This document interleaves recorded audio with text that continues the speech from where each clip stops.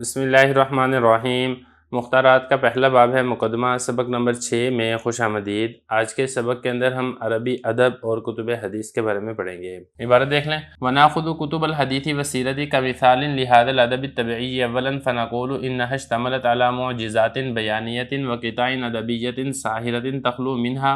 مكتبة الأدب العربي على سعتها وغناها، وهو دليل على صحة هذه اللغة ومرونتها واقتدارها على التعبير الدقيق عن خواطر ومشاعر ووجدانات وكيفيات نفسية عميقة دقيقة ووصف بليغ مصور للحوادث الصغيرة، وهي الكتب التي حفظت لنا مناهج كلام العرب الأولين وأساليب بيانهم. ولن صح ما قاله الرقاشي أن ما تكلمت به العرب من جيد المنثور أكثر مما تكلمت به من جيد المنظوم، فلم يحفظ من المنثور عشره ولا ضاع من الموزون عشره. فكتب الحديث النبوي تسد هذا الفراغ الواقع في تاريخ الأدب العربي، تنقل إلينا هذا الزخر الأدبي الذي اعتقد أنه قد ضاع،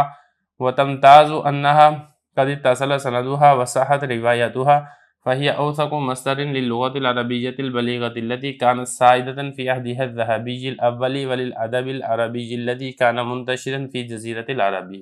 ترجمہ دیکھ لیں۔ اور ہم کتب حدیث اور سیرت کو اس طبی ادب کی مثال کے طور پر اولاً لیتے ہیں، اور ہم یہ کہتے ہیں کہ یہ مشتمل ہے ایسے بیانی معجزات پر اور ایسے ساحرانہ ادبی ٹکڑوں پر کہ جس سے ادب عربی کا کتب خانہ اپنی وسعت اور مالداری کے باوجود خالی ہے، اور یہ اس لغت کے صحیح ہونے پر اور ٹھوس ہونے پر بھی دلیل ہے، اور جذبات اور خیالات اور احساسات اور گہری اور دقیق نفسانی کیفیات کی باریک تعبیر پر قدرت ہونے پر بھی دلالت کرتی ہے، اور ایسے وصف بلیغ پر بھی دلالت کرتی ہے جو کہ چھوٹے واقعات کی تصویر کشی کرتی ہے، اور یہ وہ کتب ہیں جنہوں نے ہمارے لیے محفوظ کیا ہے پرانے عرب کے کلام کے طریقوں کو اور ان کے بیان کے اسلوب کو۔ اور اگر صحیح ہو وہ جو امام رقاشی نے کہا ہے کہ بے شک عرب نے جو اپنی نثر میں سے عمدہ کلام کیا ہے وہ زیادہ ہے اس میں سے جو انہوں نے اپنی نظم میں سے عمدہ کلام کیا ہے، لیکن اس کے باوجود نثر میں سے 10واں حصہ بھی محفوظ نہیں رکھا گیا اور شعری کلام میں سے 10واں حصہ بھی ضائع نہیں ہوا ہے۔ احادیث نبویہ کی کتابوں نے ان ادبی ذخیروں کے بارے میں جن کے بارے میں اعتقاد کیا گیا تھا کہ وہ ضائع ہو چکی ہیں ہماری طرف منتقل کر کے اس خلا کو پور کر دیا ہے جو کہ ادب کی تاریخ میں واقع ہوا تھا، اور احادیث نبویہ اس حوالے سے بھی ممتاز ہیں کہ ان کی سند متصل ہے اور ان کی روایت صحیح ہے، لہٰذا احادیث نبویہ مضبوط ترین مصدر ہیں عربی زبان کا، وہ عربی زبان جو بلیغ تھی، جو کہ رائج تھی اس پرانے سنہری دور کے اندر، اور یہ مضبوط ترین مصدر ہے اس عربی ادب کا جو کہ جزیرہ عرب میں منتشر تھی۔ عبارت ہو چکی ہے، ترجمہ ہو چکا ہے، اب چلتے ہیں اس کی لغوی صرفی تحقیق کی طرف۔ دیکھیں اس میں پہلا لفظ ہے اشتملت۔ اشتمل یشتمل اشتمال، اردو میں بھی اسی معنی کے اندر استعمال ہوتا ہے، ہم کہتے ہیں نا کہ فلاں چیز پر مشتمل ہے، تو یہ وہی والا مشتمل ہے جو ہم اردو کے اندر استعمال کرتے ہیں۔ اگلا لفظ دیکھیں معجزات، اعجز یعجز اعجاز، باب اس کا افعال آتا ہے اور اس کا مطلب ہوتا ہے کسی کو عاجز کر دینا۔ معجزے کو بھی معجزہ اسی وجہ سے کہا جاتا ہے کہ یہ مشرکین کو اور مخالفین کو عاجز کر دیتے ہیں، تو یہی کیا ہے معجزات، یہ معجزت ان کی جمع ہے، اسم فاعل کا صیغہ ہے۔ اگلا لفظ دیکھیں قطع، قطع یہ جمع ہے قطعۃن کی، اور قطع کہتے ہیں ٹکڑے کو۔ اور اس کے بعد اگلا لفظ دیکھیں ساحرہ، سحرہ یسحر، اس کا مطلب ہوتا ہے جادو کرنا، اسی سے اسم فاعل کا صیغہ ہے مؤنث کا ساحرہ۔ اگلا لفظ دیکھیں تخلو، خلا یخلو، اس کا مطلب ہوتا ہے خالی ہونا، اور اسی سے یہ مضارع کا صیغہ ہے یعنی کہ خالی ہے۔ اگلا لفظ دیکھیں سیاتیہ، دیکھیں یہ جو سیاہ ہے یہ اصل میں تھا وسعن، تو اس کے اوپر قانون لگا، یہ اصل میں مثال کا صیغہ ہے، واؤ کو حذف کر کے جو واؤ کا کسرہ تھا وہ ہم نے سین کو دے دیا، اور یہ جو آخر والی تنوین تھی یہ چونکہ تنوین تمکن تھی یہ حذف ہوگی، کیوں؟ کیونکہ اس کے جو شروع میں واؤ تھا اس کے عوض میں ہم آخر میں لے آئے تا، گول تا، تو وہ جو تنوین جو آئین پر تھی وہ تا پر آ گئی، اور یہ جو آئین تھا اس کے اوپر فتح آ گیا تو یہ بن گیا سیاتن، تو اصل اس کا جو مادہ ہے نا وہ واؤ سین اور آئین ہے۔ اگلا لفظ دیکھیں غنا، غنا کہتے ہیں مالداری کو، یہ ہو گیا۔ اب اس کے بعد اگلا لفظ دیکھیں مرون آتی ہے، دیکھیں اس کا باب آتا ہے نصر ینصرو، مارنا یمرن مرونن و مرونتن، اور اس کا مطلب ہوتا ہے تھوڑی سختی کے بعد کسی چیز کا نرم ہونا، یہاں پر مطلب ہے ٹھوس۔ اگلا لفظ دیکھیں اقتدار، یہ باب افتعال کا مصدر ہے اور اس کا مطلب ہوتا ہے کسی چیز کے اوپر قادر ہونا۔ اور اس کے بعد اگلا لفظ دیکھیں دقیق، دکا یدکو، باب اس کا ناصر آتا ہے اور اس کا مطلب ہوتا ہے توڑنا پیسنا، اور یہاں پر اس کا مطلب ہے باریک۔ اور اس کے بعد اگلا لفظ دیکھیں خواتر، خواتر جمع ہے خاطر کی، اور دلی جذبے کو یا دلی خیالات کو خاطر کہا جاتا ہے۔ اسی طریقے سے جو مشاعر ہے یہ بھی اس کا بھی یہی والا معنی ہے، دلی احساسات اور دلی جذبات، یہ اس کے معنی آتے ہیں۔ اس کے بعد اگلا لفظ دیکھیں وجدانات، دیکھیں یہ جو وجدانات ہے یہ وجدان کی جمع ہے، احساس جذبے خیال، یہ اس کے معنی آتے ہیں۔ اور اگلا لفظ دیکھیں کیفیات، یہ کیفیت کی جمع ہے اور اردو کے اندر بھی اسی معنی کے اندر ہی استعمال ہوتا ہے۔ اور اگلا لفظ دیکھیں عمیقہ، دیکھیں اسم فاعل کا صیغہ ہے اور اس کا باب آتا ہے کاروما، عامو کا یا عموکو، اور اس کا مطلب ہوتا ہے گہرا ہونا، اسی سے اسم فاعل مونس کا صیغہ ہے۔ اگلا لفظ دیکھیں دقیقہ، یہ لفظ پہلے گزر چکا ہے، دقیق یہ وہی اسی کی مونس ہے۔ دکا یدک دکن، اس کا مطلب ہوتا ہے کوٹنا اور پیسنا، اور اس کا مطلب بھی یہاں پر یہی ہے باریک۔ یہ ہو گیا۔ اگلا لفظ دیکھیں مصور، صور یصور تصویر، باب اس کا تفعیل آتا ہے اور اس کا مطلب ہوتا ہے صورت بنانا، تصویر بنانا، اسی سے مصور اسم فاعل کا صیغہ ہے۔ اس کے بعد آگے ہے حوادث، حوادث یہ حادثتن کی جمع ہے، حادثہ واقعے کو کہا جاتا ہے، کوئی بھی چیز جو پیش آتی ہے اس کو واقعہ بھی اردو کے اندر بولتے ہیں اور اسی طریقے سے اس کو حادثہ بھی بولا جاتا ہے۔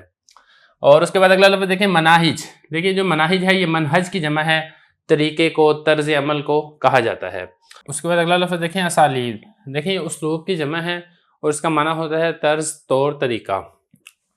اس کے بعد اگلا لفظ دیکھیں تکلمت، تکلم یتکلم تکلما، باب اس کا تفاعل ہے، مراد اس سے کلام کرنا،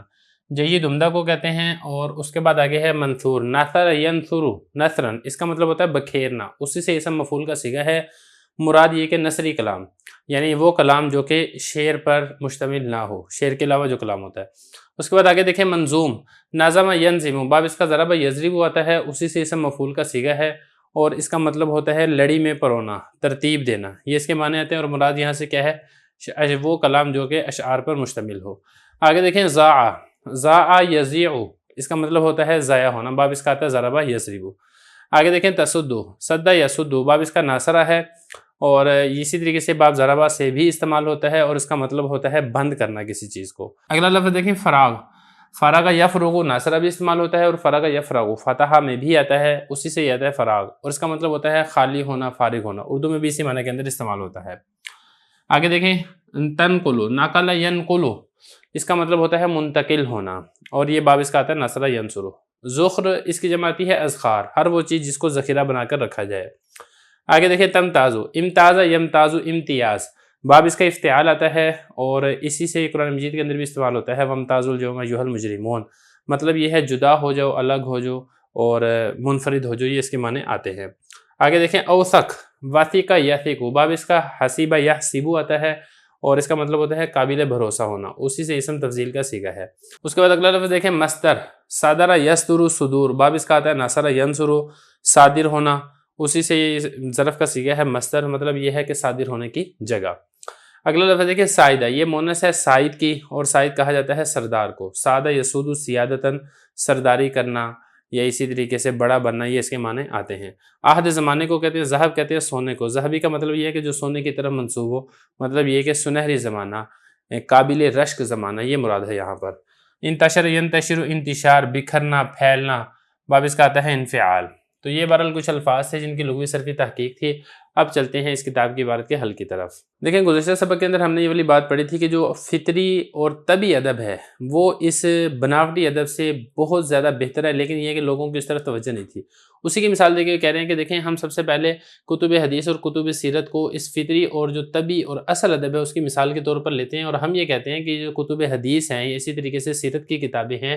یہ ایسے بیانی معجزات کے اوپر مشتمل ہیں، یعنی اس کو اس طریقے سے بیان کیا گیا ہے کہ لوگ اس کی مثال لانے سے عاجز ہیں، اور اس کے اندر ایسے ادبی ٹکڑے ہیں جو کہ اتنے پر لطف ہیں، گویا کہ جو کہ ان کو پڑھتا ہے یا جو کہ ان کو سنتا ہے وہ اس کے اوپر جادو کر دیتے ہیں، اتنا وہ مزہ دیتے ہیں۔ اور یہ ایسا کلام ہے کہ جن سے جو ادب عربی ہے اپنی بے تحاشا وسعت اور اپنی بے تحاشا مالداری کے باوجود، جیسا کہ آپ کو معلوم ہے کہ جو ادب عربی ہے یہ عربی کی زبان ہے، اس کے اندر الفاظ بے تحاشا ہیں، ایک ایک بات کو مختلف طریقوں سے بیان کیا جاتا ہے اور پر لطف طریقے سے بیان کیا جاتا ہے، لیکن جو کتب حدیث اور کتب سیرت کے اندر جو ساحرانہ ادبی ٹکڑے ہیں، جو ادب عربی کے کتب خانے ہیں، وہ اپنی وسعت اور اپنی مالداری کے باوجود اس سے خالی ہیں، اس کی نظیر ہی اس ادب عربی کے کتب خانوں میں نہیں ملتی ہے۔ وَهُوَ دَلِيلٌ عَلَىٰ صِحَّةِ هَٰذِهِ اللُّغَةِ، فرما رہے ہیں کہ دیکھیں جو ادبی ٹکڑے جو کتب حدیث اور کتب سیرت کے اندر پائے جاتے ہیں، اس سے پتہ چلتا ہے کہ یہ جو لغت ہے، لغت عربیہ، اس کے صحیح ہونے کی یہ جو کتب حدیث اور کتب سیرت یہ دلیل ہے، اور اس کے ٹھوس ہونے کی دلیل ہے،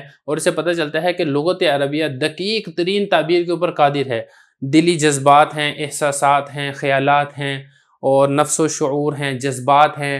گہرے اور دقیق جذبات ہیں۔ عربی لغت کے اندر یہ صلاحیت ہے کہ عربی لغت ان تمام کو بیان کرنے کے اوپر قدرت رکھتی ہے۔ یہی وجہ ہے کہ جو اصل طبی ادب ہے، فطری ادب ہے، اس کے اندر یہ ساری کی ساری استعارات، تشبیہات اور مجازات اور مافی ضمیر کے اظہار کے مختلف طریقے پائے جاتے ہیں۔